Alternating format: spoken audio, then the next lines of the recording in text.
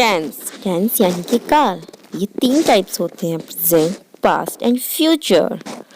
Present वर्तमान, past भूतकाल, future भविष्यकाल। इनके 4 पार्ट्स होते हैं, जैसे कि present indefinite, present continuous, present perfect continuous. इन 4 पार्ट्स में कैसे कैसे किया जाता है हम आपको बताएंगे। ऐसे ही पास्ट के होते हैं इंडिफिनिट, पास्ट इंडेफिनिट।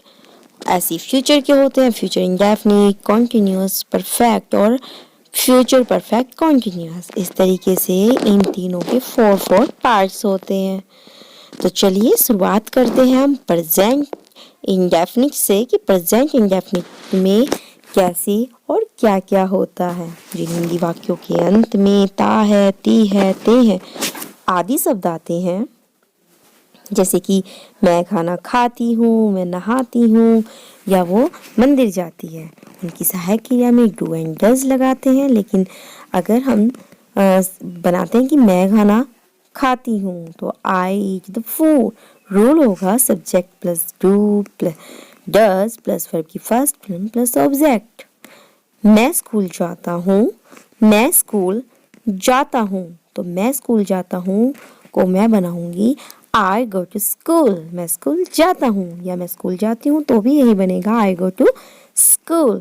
ये प्रेजेंट इंडेफिनिट टेंस की एक छोटी सी ट्रिक है जिसको आप समझोगे और करोगे। जैसे कि हम दूसरा ले लेते हैं, मैं स्कूल जाता है, ही गोज टू स्कूल, वह स्कूल जाती है, सी गोज टू स्कूल। अब बारी है प्रेजेंट कंटीन्यूअस टेंस की। प्रेजेंट कंटीन्यूअस टेंस में हिंदी वाक्यों के अंत में रहा है, रही है, रहे हैं आदि शब्द आते हैं। और इसकी इंग्लिश हम कैसे बनाते हैं, इसका फॉर्मूला मैं आपको बताती हूँ। इसका फॉर्मूला है, जैसे कि सबसे पहले हम सब्जेक्ट लेते हैं, ओके। इसके बाद हम सहायक क्रिया इज, आर, एम का प्रयोग करते हैं और वर्ब की फर्स्ट फॉर्म का यूज करते हैं plus ING and plus object. यानी कि मैं स्कूल जा रहा हूँ, I am going to school. वह स्कूल जा रहा है, he is going to school. या फिर वे स्कूल जा रहे हैं, they are going to school. इस तरीके से हमने तीनों तरीके से बनाया, यानी कि इज, आर, एम का यूज हम कहाँ कहाँ और किसके साथ कर सकते हैं, उस तरीके से हमने आपको बताया है कि प्रेजेंट कंटीन्यूअस टेंस में क्या होता है, यानी कि इसमें कार्य का जारी होना पाया जाता है। ओके, अब बात है प्रेजेंट परफेक्ट टेंस की। प्रेजेंट परफेक्ट टेंस यानी कि प्रेजेंट का 3rd पार्ट। इस वाक्य के अंत में चुका है, चुकी है, चुके हैं, लिया है, दिया है या फिर किया है। जिन हिंदी वाक्यों के अंत में ये शब्द आते हैं वो प्रेजेंट परफेक्ट टेंस होते हैं। इसकी सहायक क्रिया हैव होती है और इसका रूल होता है subject plus have plus verb की 3rd form plus object.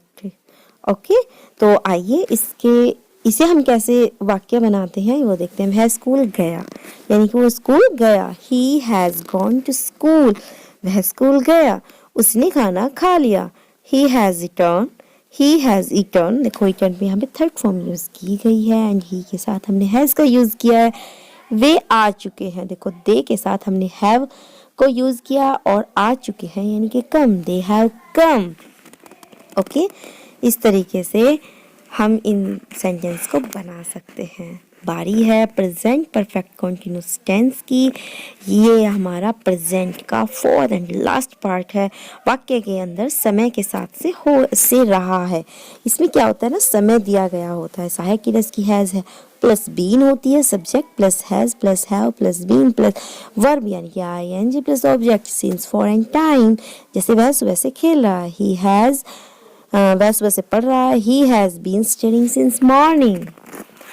Okay, यानी कि यहाँ पे अगर कोई परफेक्ट समय दिया गया है तो वहाँ पे सिंस लगाएंगे, लेकिन अगर हमें जैसे ऐसे हो गया ना, वह सुबह से पढ़ रहा है तो उसमें आएगा सिंस मॉर्निंग, वो सुबह से पढ़ रहा है। लेकिन अगर वो परसों से कर रहा है, कल से कर रहा है, उसमें हम फॉर का यूज करेंगे। वह सुबह से खेल रहा है, he has been playing since morning.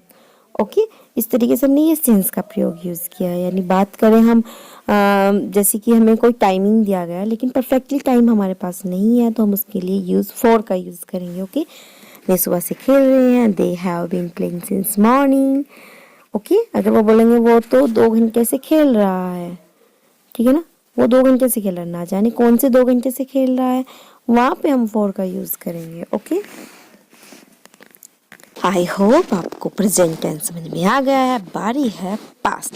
First part past indefinite, इसका दूसरा जो पार्ट है उसी तरीके से है पास्ट कंटिन्यूअस सेंटेंस, और फिर थर्ड है पास्ट परफेक्ट, और फोर्थ है past perfect continuous. Past indefinite tense के वाक्यों के अंत में, हिंदी वाक्यों के अंत में ता, ती, ते, या, ई, ए आदि वर्ड आते हैं, और इनका जो इंग्लिश बनाते हैं तो जैसे हमने प्रेजेंट में एस या ईएस का यूज़ किया था, इसमें हम डिड या फिर वर्ब की सेकंड फॉर्म का यूज़ करेंगे। रूल होगा इसका सब्जेक्ट प्लस वर्ब की सेकंड फॉर्म प्लस ऑब्जेक्ट, यानी कि कर्म, सब्जेक्ट कर्ता, वर्ब क्रिया, ऑब्जेक्ट कर्म। इसमें मैं आपको एक एग्जांपल बताती हूँ कि इसे हम कैसे बनाते हैं। वैसे तो तीनों में ऐसे ही आता है, प्रेजेंट पास्ट फ्यूचर में, लेकिन फिर भी इसमें क्रिया अलग अलग होते हैं जो मैं आपके सामने बता रही हूँ। मैं स्कूल गया था, मतलब मैं स्कूल गया था, I went to school. First form go होगी, सेकंड वेंट होगी, और थर्ड होगी गोन। वह स्कूल गई थी, she went to school, she went to school, वह स्कूल गई थी। नेक्स्ट जो हमारा सेंटेंस है वो है, देखो क्या होती है ना, आपको अधिकतर ना वर्ब की फर्स्ट सेकंड थर्ड फॉर्म का पता होना चाहिए। ओके, तो उससे क्या होता है ना, हमारे लिए वर्क इजी हो जाते हैं। I mean to say that कि सेंटेंस बनाने इजी हो जाते हैं। जैसे कि मैं स्कूल गया था तो आई वेंट टू स्कूल, अगर मैं स्कूल जाती हूँ तो आई गो टू स्कूल आएगा। ओके, इस तरीके से हम इनका यूज़ करते हैं। Past continuous tense, past continuous tense में भी कार्य का लगातार होना पाया जाता है, लेकिन इसमें खत्म हो चुका। जैसे वाक्य के अंत में रहा था, रही थी, रहे थे आदि वर्ड होते हैं। सहायक क्रिया होती है वाज वर, और इसका जो रूल होता है वो होता है subject plus was were plus verb की आईएनजी प्लस ऑब्जेक्ट। यहाँ पर फोर्थ का मतलब होता है वर्ब की फोर्थ, ये यहाँ पे दिया हुआ है, यानी कि यहाँ पे आईएनजी का यूज होगा। मैं दौड़ रहा था, आई वॉज रनिंग, मैं दौड़ रहा था, I was running. Okay, next है मैं स्कूल जा रहा था, I was going to school. मतलब ये इसमें ये होता है ना, पास्ट में जा रहा था, कर रहा था, यानी कि लगातार कार्य का पाया जाता है, वो खत्म नहीं हुआ था। वे खेल रहे थे, दे वर प्लेइंग। ऐसे है पास्ट परफेक्ट टेंस। अब देखना है कि पास्ट परफेक्ट टेंस भी प्रेजेंट से रिलेटेड है क्या। जी हाँ, बिल्कुल। आप देखिए इसमें भी थोड़ा सा चेंज होता है। पास्ट परफेक्ट टेंस के वाक्य के अंदर में पहले से लिखा होगा, जैसे पुलिस के आने से पहले, या वह मेरे वहाँ पहुँचने से पहले, या मैं वहाँ पहुँचा तो ट्रेन चली गई थी। इस तरीके से पहले से यूज़ होता है। इसमें हैड का यूज़ होगा। रूल्स होगा इसका subject plus had plus verb की third form plus before plus subject plus verb की सेकंड फॉर्म, यानी कि 2 सेंटेंस को जोड़ा जाता है बिफोर से। मेरे पहुंचने से पहले ट्रेन निकल चुकी थी। The train had left before I reached. Before I reached पहले हम थर्ड फॉर्म का यूज करेंगे, और सेकंड वाले पार्ट में हम सेकंड वर्ब की सेकंड फॉर्म का यूज करेंगे। इसे समझना बहुत जरूरी होता है कि बिफोर से पहले वर्ब की थर्ड फॉर्म आती है और बिफोर के बाद वर्ब की सेकंड फॉर्म आती है। बात करते हैं पास्ट परफेक्ट कॉन्टिन्यूअस टेंस की। पास्ट परफेक्ट कॉन्टिन्यूअस टेंस के वाक्य के अंदर से रहा था लिखा होगा, यानी कि सहायक क्रिया होगी हैड बीन, और रूल होगा इसका subject plus had been plus verb की फोर्थ, यानी कि ING plus since for plus time. वह सुबह से खेल रहा था, या वह 2 घंटे से खेल रही थी। She had been playing for two hour. देखो वो 2 घंटे से खेल रही थी तो फॉर टू हर आ गया। अगर वो सुबह से खेल रही थी तो she had been playing since morning. इस तरीके से हम इसका यूज करते। देखो वह सुबह से खेल रहा था, he had been playing since morning. वह सुबह से पढ़ रही थी, she had been studying since morning. क्योंकि हमें पता है वो सुबह से पढ़ रही है तो वो एक परफेक्ट टाइम है, इसलिए यहाँ पे सिंस का यूज किया गया। बात करते हैं फ्यूचर की। Future indefinite tense, future continuous tense, future perfect tense और फ्यूचर परफेक्ट कंटिन्यूअस टेंस। बात करते हैं फ्यूचर इंडेफिनिट टेंस की। इसके हिंदी वाक्यों के अंत में गा गी गे आदि वर्ड आते हैं। इसकी सहायक क्रिया विल होती है। आई और वी कर्ता के साथ सेल का यूज होता है। ओके, आई और वी कर्ता के साथ सेल का यूज होता है, बाकी सबके साथ विल का यूज होता है। तो इसका जो रूल होगा वो होगा subject plus will plus verb की first form plus object. Okay, ये इसका रूल होगा। तो वह खेलेगा या वह पढ़ेगा, या हम ऐसे बोल सकते हैं वह यह काम करेगा। वह स्कूल जाएगा, he will go to school. वह खेलेगी, सी विल प्ले, या वह पढ़ेगा, या मैं पढ़ूंगा, आई विल स्टडी। मैं पढ़ूंगा, आई विल स्टडी। बात है फ्यूचर कॉन्टिन्यूअस टेंस की। फ्यूचर कॉन्टिन्यूअस टेंस के जो हिंदी वाक्य होते हैं वो इस प्रकार होते हैं। देखो, कॉन्टिन्यूअस जहाँ भी होगा वहाँ रहा होगा, रही थी या रहा है, इन वर्डों का यूज जरूर होगा। इन वाक्यों के अंत में रहा होगा, रही होंगी, रहे होंगे आदि वर्ड आते हैं। और सहायक क्रिया में विल बी। रूल होगा इसका subject plus will be plus verb के जहाँ पे फोर्थ आ जाती है वहाँ पे आईएनजी का यूज होता है प्लस ऑब्जेक्ट प्लस ऑब्जेक्ट। इसका एग्जाम्पल हम देख लेते हैं। वह खेल रही होगी, सी विल बी प्लेइंग। वह खेल रही होगी, सी विल बी प्लेइंग। यहाँ पे अगर वह खेल रहा होगा तो आएगा ही विल बी प्लेइंग। वह पढ़ रहा होगा, he will be studying. He will be studying. देखो, आपको विल बी के साथ वर्ब की फर्स्ट फॉर्म में आईएनजी जुड़ा हुआ है। वह या राजू स्कूल जा रहा होगा, यहाँ पे हम कोई भी नाम ले सकते हैं। Raju will be going to school. बात करते हैं फ्यूचर परफेक्ट टेंस की। फ्यूचर परफेक्ट टेंस जो है उसके हिंदी वाक्यों के अंत में चुका होगा, चुकी होगी, लिया होगा, दिया होगा, यानी कि काम का पूर्ण पाया जाएगा। तो इसका रूल्स होगा, इसका भी सहायक क्रिया विल हैव होगा। रूल होगा subject plus will have plus verb की थर्ड फॉर्म प्लस ऑब्जेक्ट। वह निकल चुका होगा, वह जा चुका होगा, वह आ चुकी होगी, या फिर वह आ गया होगा। he will come, हम उसने या उसने ले लिया होगा, he will have taken। वह जा चुका होगा, he will have come।